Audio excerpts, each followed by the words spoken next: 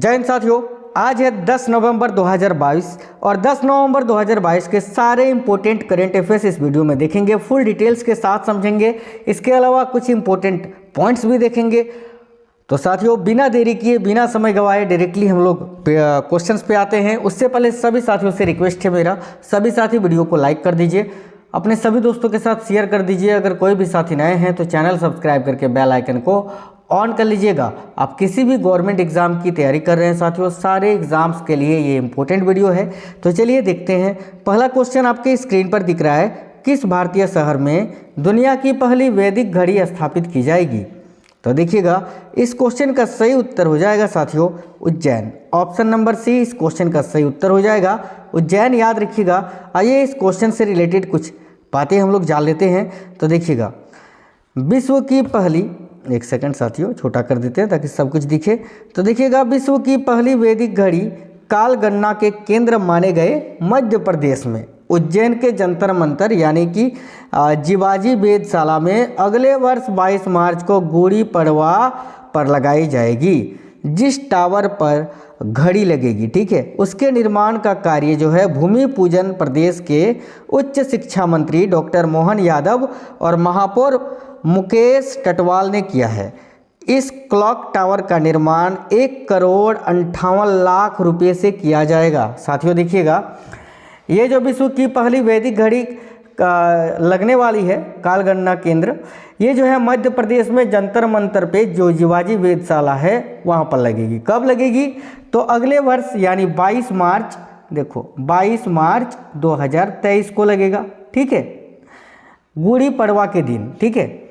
और साथियों, जो टावर पे घड़ी लगेगा उस टावर का जो निर्माण कार्य है वो उसका भूमि पूजन शुरू हो गया है। प्रदेश के उच्च शिक्षा मंत्री जो हैं डॉक्टर मोहन यादव और महापौर मुकेश टटवाल ने इसका भूमि पूजन करवाया है, ठीक है। और देखिएगा, इस क्लॉक टावर का निर्माण करने में 1,58,00,000 रुपये का लागत आएगा। बहुत ही अच्छा क्वेश्चन है, जरूर याद रखिएगा।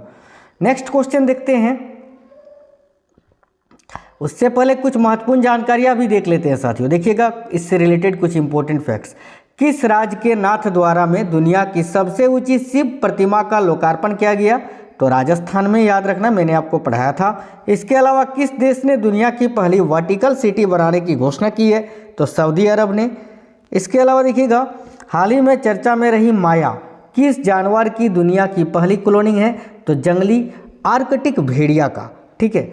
इसके अलावा देखिएगा, किसके द्वारा दुनिया की सबसे तेज ग्राफिक्स DRAM चिप विकसित की गई है? तो याद रखिएगा, सैमसंग के द्वारा। चलिएगा नेक्स्ट क्वेश्चन देखते हैं। देखिएगा,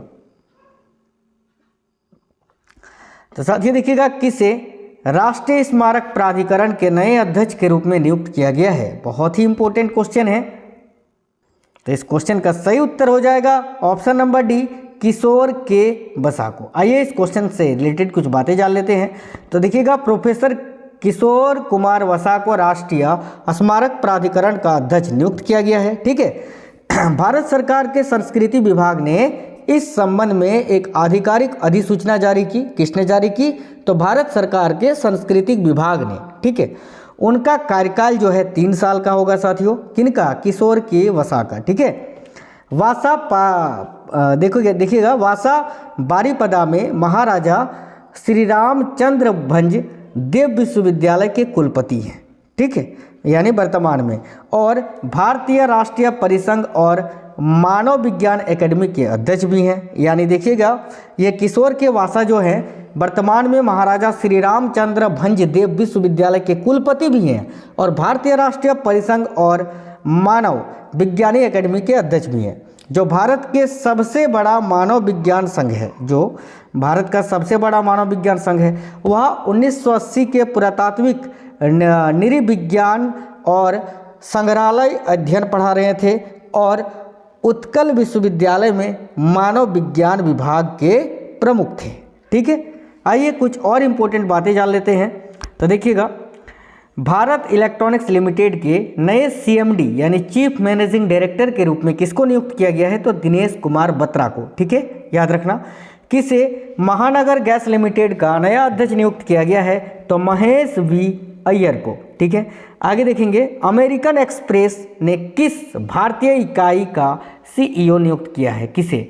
तो याद रखिएगा संजय खन्ना को, ठीक है।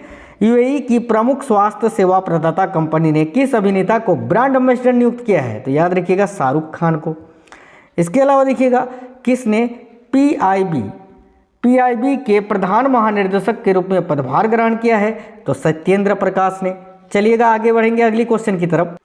साथियों देखिएगा, किस शहर में आयोजित होने जा रहे वर्ल्ड ट्रेवल मार्केट में भारत ने शामिल होने की घोषणा की है? बहुत ही इंपॉर्टेंट क्वेश्चन है।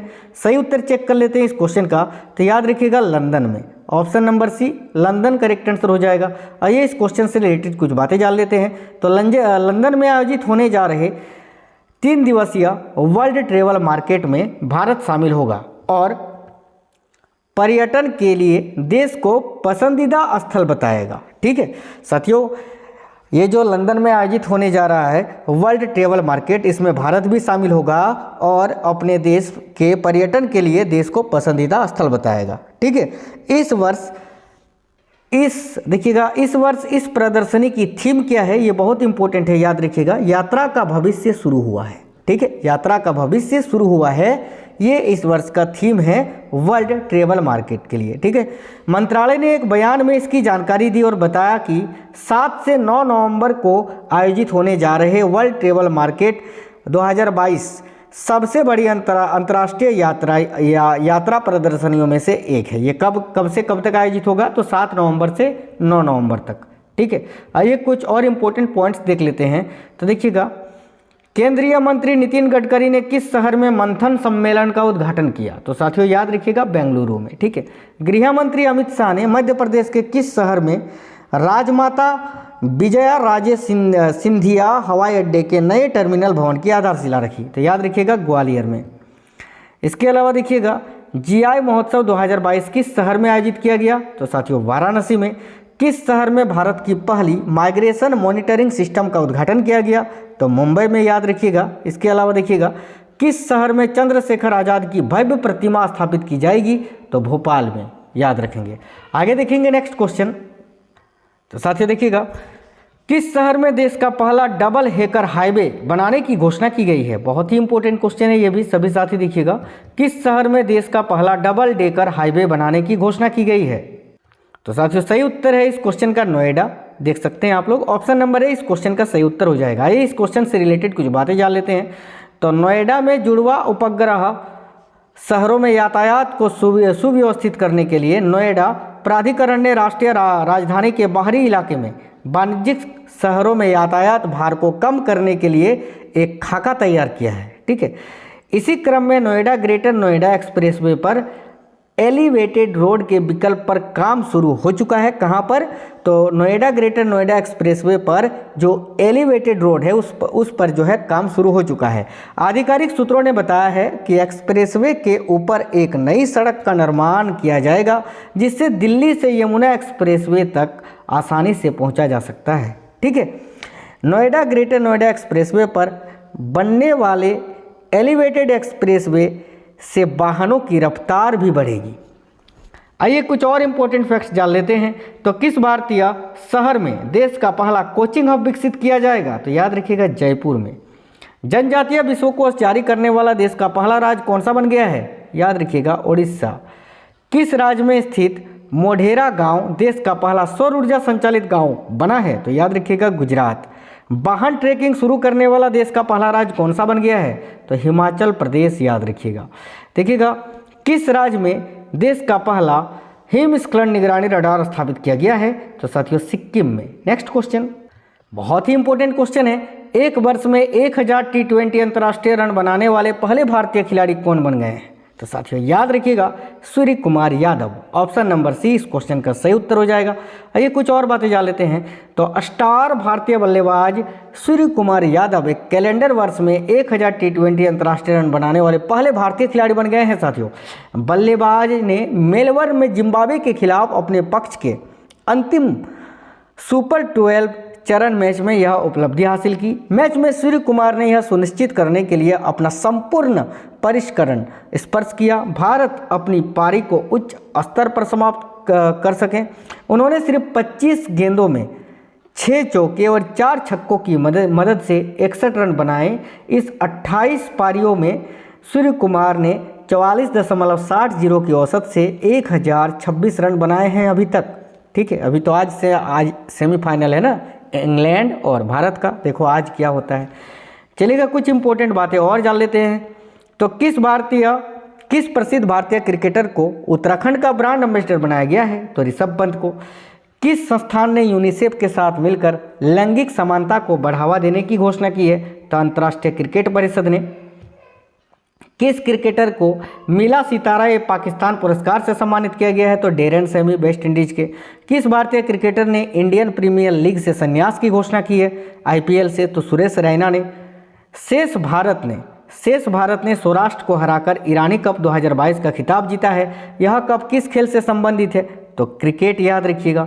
ठीक है, आगे नेक्स्ट क्वेश्चन देखेंगे। तो साथियों, किसे अक्टूबर माह के लिए ICC player of the month चुना गया है? इंपॉर्टेंट क्वेश्चन है, याद रखिएगा, विराट कोहली को। चलिए आइए कुछ और बातें जान लेते हैं। तो अंतर्राष्ट्रीय क्रिकेट काउंसिल ने अक्टूबर महीने के player of the month award की घोषणा कर दी है। पुरुषों में भारत के दिग्गज बल्लेबाज विराट कोहली को, महिलाओं में पाकिस्तान की दिग्गज ऑलराउंडर निदा डार को यह अवार्ड दिया गया है। उन्हें दक्षिण अफ्रीका के खिलाफ T20 सीरीज और T20 विश्व कप में शानदार प्रदर्शन के लिए यह अवार्ड दिया गया है। कोहली की टक्कर जिम्बाब्वे के सिकंदर रजा और दक्षिण अफ्रीका के डेविड मिलर से थी, लेकिन कोहली को सबसे ज़्यादा वोट मिले। चलिए नेक्स्ट क्वेश्चन देखेंगे, उससे पहले कुछ महत्वपूर्ण और क्वेश्चन देख लेंगे। तो देवधर ट्रॉफी किस खेल से संबंधित है? तो क्रिकेट से। रणजी ट्रॉफी किस खेल से संबंधित है? तो क्रिकेट से। विजय हजारे ट्रॉफी किस खेल से संबंधित है? साथियों क्रिकेट से, याद रखना। किसे सितंबर के लिए ICC player of the month के रूप में चुना गया था? तो पाकिस्तान के मोहम्मद रिजवान को, याद रखना। इंग्लैंड के लिसेस्टर क्रिकेट ग्राउंड का नाम किस भारतीय क्रिकेटर के नाम पर रखा गया है? तो सुनील गावस्कर के नाम पर, याद रखना साथियों। ठीक है, किस देश ने स्ट्रीट चाइल्ड क्रिकेट विश्व कप 2023 की मेजबानी करने की घोषणा की है? तो भारत ने, याद रखना। नेक्स्ट क्वेश्चन देखिएगा, किस राज्य ने हाल ही में सर्वश्रेष्ठ सार्वजनिक परिवहन सेवाओं के लिए केंद्र सरकार का पुरस्कार जीता है? तो साथियों देखिएगा, सही उत्तर हो जाएगा केरल ने। ऑप्शन नंबर ए सही उत्तर हो जाएगा। आइए इस क्वेश्चन से रिलेटेड और बातें जान लेते हैं। तो केरल सड़क परिवहन निगम की सिटी सर्कुलर सेवा ने सर्वश्रेष्ठ सार्वजनिक परिवहन प्रणाली वाले शहर की श्रेणी में शहरी परिवहन में राष्ट्रीय टिप्पणी पुरस्कार जीता है। राज्य में स्थानीय स्व सरकारी संस्थानों के सहयोग से KSRTC द्वारा शुरू की गई ग्राम बंडी ने शहरी परिवहन में उत्कृष्टता का पुरस्कार भी जीता है। केंद्रीय आवास और शहरी मामलों के मंत्रालय द्वारा स्थापित पुरस्कारों के लिए भारत के सभी शहरी क्षेत्रों में सार्वजनिक परिवहन को मजबूत करने के लिए डिजाइन की गई परियोजनाओं पर भी विचार किया गया था। आइए कुछ और महत्वपूर्ण बातें जान लेते हैं। तो किस राज्य को संस्कृति के लिए सर्वश्रेष्ठ गंतव्य पुरस्कार से सम्मानित किया गया या किया जाएगा? तो याद रखिएगा, पश्चिम बंगाल को। किस देश के रहने वाले स्वांते पेबो को चिकित्सा का नोबेल पुरस्कार दिया गया है? तो स्वीडन के, याद रखना। किसके द्वारा लिखित पुस्तक जीते जी इलाहाबाद को वैली ऑफ वर्ड्स पुरस्कार से सम्मानित किया गया है? तो याद रखिएगा, ममता कालिया। ठीक है, स्वच्छ सर्वेक्षण ग्रामीण 2022 के तहत किस राज्य ने बड़े राज्यों की श्रेणी में प्रथम पुरस्कार जीता है? तो तेलंगाना ने, याद रखना। किस देश की गणितज्ञ मेरिना बियाजोस्कोवा ने प्रतिष्ठित फील्ड्स मेडल 2022 को जीता है? तो यूक्रेन की। नेक्स्ट क्वेश्चन देखिएगा, किस राज्य सरकार ने हाल ही में स्कूली छात्रों के लिए प्रतिदिन 10 मिनट का योग अनिवार्य किया है? बहुत ही इंपॉर्टेंट क्वेश्चन है साथियों, याद रखिएगा, कर्नाटका। ऑप्शन नंबर डी सही उत्तर हो जाएगा। आइए इस क्वेश्चन के बारे में भी जान लेते हैं। तो कर्नाटका सरकार को राज्य के सभी प्राथमिक और माध्यमिक विद्यालय प्रबंधन को निर्देश दिया है कि हर दिन 10 मिनट के लिए ध्यान सत्र आयोजित करें। छात्रों की सहन शक्ति और एकाग्रता में सुधार करने और उनके मानसिक तनाव को कम करने के लिए यह निर्णय लिया गया है। कर्नाटका के प्राथमिक और माध्यमिक शिक्षा मंत्री जो हैं VC नागेश ने एक पत्र साझा किया जिसमें लिखा था कि राज्य में प्राथमिक विद्यालय के छात्रों के बीच सहन शक्ति, एकाग्रता, स्वास्थ्य में सुधार, शारीरिक और मानसिक तनाव को कम करने में मदद करने के लिए स्कूलों में दैनिक ध्यान की आवश्यकता होती है। इंपॉर्टेंट बातें और जान लेते हैं। तो देखिएगा, किस राज्य ने अनुसूचित जाति और अनुसूचित जनजाति के लिए आरक्षण को बढ़ाकर 17% और 7% करने के लिए अध्यादेश पारित किया है। तो कर्नाटका याद रखिएगा। किस राज्य सरकार ने किसान पंजीकरण और एकीकृत लाभार्थी सूचना प्रणाली या फ्रूट्स सॉफ्टवेयर लॉन्च किया है? तो कर्नाटका ने याद रखिएगा। किस राज्य सरकार ने काशी यात्रा योजना शुरू की है? तो कर्नाटका। इस क्वेश्चन का भी सही उत्तर हो जाएगा। देखिएगा, केंद्रीय पर्यावरण मंत्रालय ने किस राज्य के लिए नई तटीय क्षेत्र प्रबंधन योजना को मंजूरी दी? तो कर्नाटका करेक्ट आंसर हो जाएगा। आगे देख लेते हैं अगली क्वेश्चन। साथियों, विश्व सेवा दिवस कब मनाया जाता है? तो याद रखिएगा 9 नवंबर को। आइए इस क्वेश्चन से और कुछ बातें जान लेते हैं। तो भारत में 9 नवंबर को उन क्षेत्रों में लोगों के बीच जागरूकता बढ़ाने के लिए विश्व सेवा दिवस मनाया जाता है जहां कानूनी साक्षरता की कमी है। कानूनी सेवा प्राधिकरण अधिनियम 1995 में अधिनियमित किया गया था और तब से लोग कानूनी साक्षरता की कमी के बारे में जानते हैं। कुछ और बातें जान लेते हैं, जैसे कि 1 दिसंबर को कौन सा दिवस मनाया जाता है आने वाले? तो विश्व एड्स दिवस। 2 दिसंबर को राष्ट्रीय प्रदूषण नियंत्रण दिवस। उसके अलावा 2 दिसंबर को विश्व कंप्यूटर साक्षरता दिवस भी मनाया जाता है। 4 दिसंबर को भारतीय नौसेना दिवस मनाया जाता है। 5 दिसंबर को अंतर्राष्ट्रीय स्वयंसेवी दिवस भी मनाया जाता है। इसके अलावा 5 दिसंबर को साथियों विश्व मृदा दिवस भी मनाया जाता है, वर्ल्ड सॉइल डे। ठीक है, आगे देखते हैं। हाल ही में किसे विधि आयोग के नए अध्यक्ष के रूप में नियुक्त किया गया है? तो साथियों सही उत्तर हो जाएगा ऋतुराज अवस्थी जी को। आइए कुछ और बातें जान लेते हैं। हाई कोर्ट के सेवानिवृत्त मुख्य न्यायाधीश ऋतुराज अवस्थी को विधि आयोग का अध्यक्ष नियुक्त किया गया है। कानून मंत्री किरण रिजिजू ने यह जानकारी दी। ठीक है, कानून मंत्री किरण रिजिजू ने यह जानकारी दी। उन्होंने ट्वीट किया, केंद्र सरकार ने हाईकोर्ट के सेवानिवृत्त मुख्य न्यायाधीश न्यायमूर्ति ऋतुराज अवस्थी को विधि आयोग का अध्यक्ष, जबकि न्यायमूर्ति K T. Shankaran, professor Anand Paliwal, professor D P. Verma, professor Raka Arya और श्री एम करुणानिधि को आयोग सदस्य नियुक्त किया है। ठीक है, और कुछ इंपॉर्टेंट बातें जान लेते हैं। किसे भारत के 49वें मुख्य न्यायाधीश के रूप में नियुक्त किया गया है? तो उदय उमेश ललित जी को। हाल ही में किसने सेबी में पूर्णकालिक सदस्य के रूप में कार्यभार संभाला? तो अनंत नारायण गोपाल कृष्णन जी ने। किसे अंतर्राष्ट्रीय मुद्रा कोष के अगले कार्यकारी निर्देशक के रूप में नियुक्त किया गया है? तो कृष्णमूर्ति सुब्रमण्यम जी को।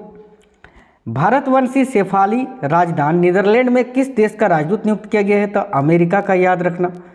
देखिएगा, बंडारू बिल्सन बाबू को हाल ही में किस देश में भारत का राजदूत नियुक्त किया गया है साथियों? तो मेडागास्कर में।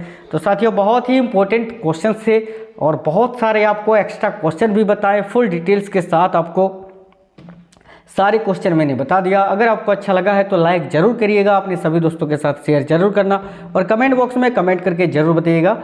और एक चीज़ बता दें साथियों, ये वीडियो डेली आपको सवेरे 6 से 6:30 बजे के बीच में मिल जाती है, तो आप लोग देख लिया करिए। मिलते हैं अगली वीडियो में, तब तक स्वस्थ रहें। जय हिंद साथियों, वंदे मातरम।